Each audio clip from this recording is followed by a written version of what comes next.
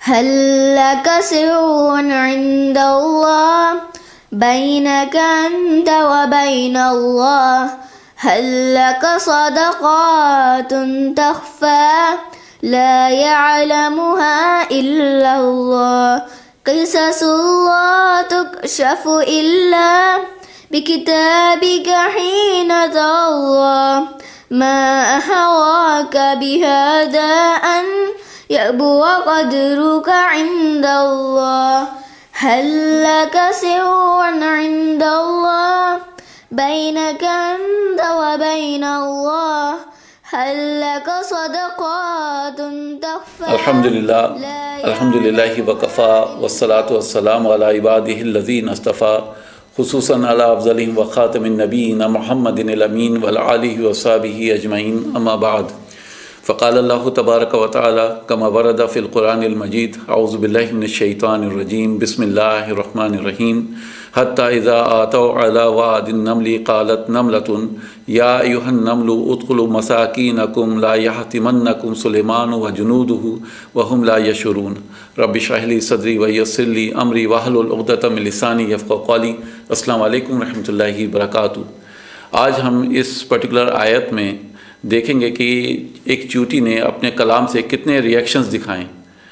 Number ایک آپ note کیجئے کہ صرف اس پرٹیکولر آیت کے ذریعے ہم اس کے چیونٹی کے ریئیکشنز دیکھیں گے۔ نمبر ایک اس نے احساس کیا، نمبر دو اس نے شروعات کی، نمبر تین اس نے پکارا، نمبر چار اس نے ہوشیار کیا،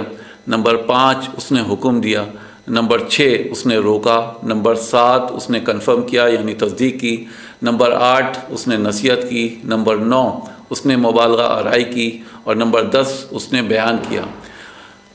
نمبر 11 اس نے خبردار کیا، نمبر 12 اس نے معذرت چاہی، اور نمبر 13 اس نے منع کیا۔ تو ایک چیونٹی کے بارے میں کہا جاتا ہے کہ وہ احساس کرتی ہے، یعنی سب سے پہلے اس نے سلیمان علیہ السلام کی موجودگی کا احساس کیا، نمبر ایک۔ اس کے بعد اس نے اس بات کی شروعات کی کہ وہ دوسری چیونٹیوں کو بتائے، ان کو ہوشیار کرے، کیسے کہ اس نے آواز بھی دی ان چیونٹی کو یا ایوہا کہہ کر، پھر وہ ہوشیار کرتی ہے ایوہا یعنی نبا کے ذریعے سے۔ ہم یہاں پر جو ایو کے ساتھ ہا اٹیچڈ ہے اس کو ہا متنبع کہا جاتا ہے، اس کے ذریعے سے۔ پھر وہ حکم دیتی ہے دوسری چیونٹیوں کو، کیونکہ یہاں ادخلوا استعمال ہوا ہے، پھر یہاں وہ دوسری چیونٹیوں کو روکتی ہے لا یحطمنکم کہہ کر، یعنی کچل نہ جانا۔ پھر اس بات کو اور پختہ کرتی ہے، کنفرم کرتی ہے آخر میں نون ثقیلہ سے، جس کو ہم نون تاکید بھی کہتے ہیں۔ پھر وہ نصیحت دیتی ہے، یعنی وہ مبالغہ آرائی کرتی ہے۔ مبالغہ آرائی کیسے کرتی ہے، یعنی کیسے ہمیں اندازہ ہوگا کہ فعل کے آخر میں کم لگا کر، یعنی بات کو چوٹی تک پہنچاتی ہے کہ تم سب کو، یعنی تم سب جتنی بھی ہو سب کے سب کو کچل دیا جائے گا اور کوئی ایک بھی نہیں بچے گا، یعنی یہ بھی اس کے اندر مفہوم ہے۔ اور وہ خبردار کرتی ہے ساری چیونٹیوں کو، اور وہ معذرت چاہتی ہے سلیمان علیہ السلام کی طرف سے لا یشعرون کہہ کر، وہ منع کرتی ہے، یعنی آپ دیکھ رہے ہیں کہ لام بھی ہے۔ یہ ساری باتیں بہت اہم ہیں، لیکن ہم دیکھیں گے کہ ان سب سے زیادہ کچھ اہم چیزیں یہاں موجود ہیں، اور وہ یہ ہے کہ یہاں پر جو ترتیب ہے، کنسٹرکشن آف دا ٹیکسٹ ہے، وہ امپورٹنٹ ہے۔ جب ہم کوئی بھی جملہ بناتے ہیں تو بعد میں اس میں اور بھی پوائنٹس ایڈ کر سکتے ہیں، یعنی کوئی بھی جملہ بنا سکتے ہیں ان پوائنٹس کے ذریعے، لیکن خاص بات یہ ہے کہ ان کی اعراب، یعنی ایک چیونٹی وہ کہتی ہے کہ یا ایھا النمل، اس نے بیسیکلی ہم دیکھیں گے کہ یا نملو نہیں کہا ہے، تو دونوں میں کیا فرق ہے، یا ایھا النمل میں اور یا نملو میں کیا فرق ہوگا، جبکہ دونوں ہی پکارنے کے لیے استعمال ہو رہی ہیں۔ تو یہاں پر جس انداز سے پکارا ہے ان چیونٹیوں کو، بیسیکلی اس میں ان کو ہوشیار کرنا مقصد ہے۔ یہاں ہا تنبیہ استعمال کی گئی ہے جو متوجہ کرنے کے لیے استعمال اکثر ہوتی ہے، اور ایو استعمال ہوتی ہے یا کو جوڑنے کے لیے، یعنی اس کے ساتھ جس کو پکارا جاتا ہے، اور ساتھ میں ال کا بھی استعمال ہوتا ہے۔ تو کیونکہ چیونٹیوں کو پکارا جا رہا ہے تو ایوہا کو نہیں، تو لہٰذا ای صرف استعمال ہو رہا ہے۔ تو یہاں پر جو ای استعمال ہو رہا ہے وہ کنیکٹ کرنے کے لیے استعمال ہو رہا ہے۔ گرامیٹیکلی اگر آپ اس کو دیکھیں گے تو یہ منادہ کہلائے گا، ہم اس کو منادہ کہیں گے، لیکن کیونکہ لغہ کے اعتبار سے، عربک گرامر کے اعتبار سے یہ استعمال ہو رہی ہے تو منادہ کو جوڑنے کے لیے۔ یہاں ہا کیوں استعمال کی جا رہی ہے، اگر کوئی چیوٹی بزی ہے اور نہیں سن پائی، یعنی کوئی اپنے اس میں مصروف ہے تو بعد میں دھیان دے اس بات پر. اگر یہاں یہ کہا جاتا کہ یا نمل،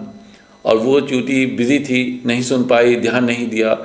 یا اس نے اس پکار کو مس کر گئی کسی وجہ سے، تو ہا سے اسے متوجہ کیا جا رہا ہے. تو یہ بنیادی فرق ہے یا نمل میں اور یا ایھا النمل میں. دوسری بات یہاں نوٹ کیجئے کہ یہاں فعل امر ادخلوا استعمال ہو رہا ہے، جو کہ جمع مذکر کا مخاطب صیغہ ہے، یعنی انتم اس کے اندر ضمیر موجود ہے، حالانکہ مؤنث کا صیغہ آنا چاہیے تھا. جمع مذکر کا صیغہ یہاں پر اس لیے آیا ہے کیونکہ جمع مذکر کے جو صیغے ہوتے ہیں وہ سب سے اسٹرانگ ہوتے ہیں، یہ بتانے کے لیے کہ کتنی ذہین ہے، اور یہ کہ وہ سمجھ بھی گئی ہیں بات کی نزاکت کو. یعنی جمع مذکر کا جو صیغہ جب استعمال ہوتا ہے تو اس میں ہم یہ دیکھیں گے کہ یہ ساری چیزیں شامل ہوتی ہیں، مطلب حالات کو بھی سمجھ لیا اور نصیحت کو بھی بھاپ لیا، جو بھی نصیحت دی گئی ہے اس کو بھی سیریس لے لیا گیا. پھر کہا گیا ہے کہ مساکینکم، اپنے گھروں میں، یعنی سکنہ کہتے ہیں ایسی جگہ کو جہاں حفاظت سے رہا جا سکے اور ساتھ میں آرام بھی مل سکے. یہاں یہ نہیں کہا گیا کہ کسی کے بھی بل میں گھس جاؤ، بلکہ ان کو داخل ہونا ہے اپنے اپنے مسکنہ میں، اپنے اپنے بلوں میں، جہاں وہ رہ سکتی ہیں ایک لمبے عرصے تک، یعنی آرام بھی کر سکتی ہیں اور لمبے عرصے تک رہ بھی سکتی ہیں. تو آپ نوٹ کیجئے کہ پھر سے کم استعمال ہوا ہے، مساکینکم، یہ بتانے کے لیے کہ how intelligent they are and they have understood the emergency of the situation. تو یہ کم کا جو صیغہ استعمال ہو رہا ہے یہ بتانے کے لیے جمع مذکر کا. پھر اگلی بات، سلیمان علیہ السلام کا باقاعدہ نام لیا گیا ہے، نام لے کر مخاطب کیا گیا ہے، یعنی اسم علم کے طور پر سلیمان علیہ السلام کا نام استعمال ہو رہا ہے کہ سب کو کچل نہ دیا جائے سلیمان کے ذریعے سے. تو یہاں سلیمان علیہ السلام کو بیان نہیں کیا جا رہا ہے، یہ نہیں کہا جا رہا ہے کہ سلیمان علیہ السلام کون ہیں. یہ بڑی خوبصورت سی چیز ہے، یعنی وہ سب کے سب سلیمان علیہ السلام کو جانتی ہیں، کیونکہ سلیمان علیہ السلام جو ہے ایک بادشاہ کی حیثیت سے وہاں یعنی اس جگہ جو ہے ایک بادشاہ کی حیثیت رکھاتے ہیں، تو عوام خوب اچھی طرح سے جانتی ہے، اپنے بادشاہ کو پہچانتی ہے. تو کسی نے بھی لوٹ کر یہ نہیں پوچھا کہ سلیمان کون، تاکہ وہ سب کے سب اپنے اپنے بلوں میں فوراً داخل ہو جائیں. یعنی بعد میں ایک ورڈ آیا ہے یہاں پر وجنودہ، یعنی اور اس کا لشکر. یہاں پر الجنود نہیں کہا گیا ہے، لیکن مرکب اضافی کے ساتھ استعمال ہو رہا ہے، اس کی فوج، یہ بتانے کے لیے کہ یہ فوج کوئی بھی فوج نہیں ہے، یعنی کوئی بھی عام فوج نہیں ہے جس کی نفری یا مردوں کا ذکر ہوتا ہے، بلکہ یہ فوج ایک ایسی فوج ہے جس میں انسان ہیں، جنات ہیں، پرندے ہیں، جانور ہیں، سبھی شامل ہیں. اور یہ ایک بہت بڑی فوج ہے جس میں کئی قسمیں ہیں. کہا گیا ہے وَحُشِرَ لِسُلَيْمَانُ جُنُودُهُ، سلیمان کے سامنے ان کے تمام لشکر جمع کر دیے گئے. آگے کہا گیا ہے من الجن والانس والطیر، اور انسان ہیں اور جنات اور پرندوں میں سے جمع کیے گئے ہیں، ہر قسم کی الگ الگ درجہ بندی کر دی گئی ہے. فَهُمْ يُوزَعُونَ، پھر ان کو قابو میں رکھا جاتا ہے. یعنی پھر کہا گیا ہے کہ اس کے بعد لا یشعرون، لا شعوری کی وجہ سے، یعنی تم سب کچلی جا سکتی ہو، کہا گیا ہے کہ لا شعوری کی وجہ سے، مگر لا علمی کی وجہ سے نہیں کہا گیا ہے. یعنی یہاں پر یہ نہیں کہا گیا ہے کہ لا یعلمون استعمال نہیں ہوا ہے. تو یہاں پر سلیمان علیہ السلام کا ریئیکشن کیا ہے، فَتَبَسَّمَ ضَاحِكًا مِّن قَوْلِهَا وَقَالَ رَبِّ، جس پر سلیمان علیہ السلام مسکرا دیے اور اس پر انہوں نے اللہ سبحانہ و تعالیٰ کا شکر ادا کیا. تو آپ نے دیکھا کہ کیسے 13 چیزیں، وحشرت یعنی اس نے احساس کیا، حسرت احساس کیا، بدعت اس نے شروعات کی، اور اس نے پکارا، اس نے حکم دیا، اس نے روکا، اس نے پختہ کیا، اس نے نصیحت کی، یعنی وہ نصاحت آپ کہہ سکتے ہیں، اس نے مبالغہ آرائی کی، وہ بالغت، اس نے بیان کیا، وہ بینت. تو یہ 13 چیزیں جو ہیں، 13 احساسات چوٹی کے یہاں پر بیان کیے گئے ہیں. اس نے خبردار بھی کیا ہے، اس نے معذرت بھی چاہیے سلیمان علیہ السلام کی طرف سے، اس نے منع بھی کیا ہے کہ وناحت اس نے روکا بھی ہے. یہ ساری 13 جو ہے احساس کا ذکر ہے اس قرآن مجید میں، اس پرٹیکولر آیت میں. اللہ سبحانہ و تعالیٰ سے دعا ہے کہ اللہ سبحانہ و تعالیٰ ہمارے اندر قرآن مجید کو پڑھنے کا، اس کو سمجھنے کا شوق پیدا کرے، تاکہ ہم اس کے اندر جو अजायब हैं, जो उसके अंदर जो करामात हैं, जो यानी उसके अंदर खूबसूरती हैं, जेम्स हैं उसके, वो हमारे सामने नुमायाँ हो और हमें और मज़ा आए कुरान मजीद को पढ़ने के लिए। सुबहानक अल्लाहुम्मा व बिहम्दिका नशहदु अन ला इलाहा इल्ला अंता नस्तगफिरुका व नतूबु अलैक। अस्सलामु अलैकुम व रहमतुल्लाहि व बरकातुहू। بينك أنت وبين الله هل لك صدقات تخفى لا يعلمها إلا الله قصص لا تكشف إلا بكتابك حين تروى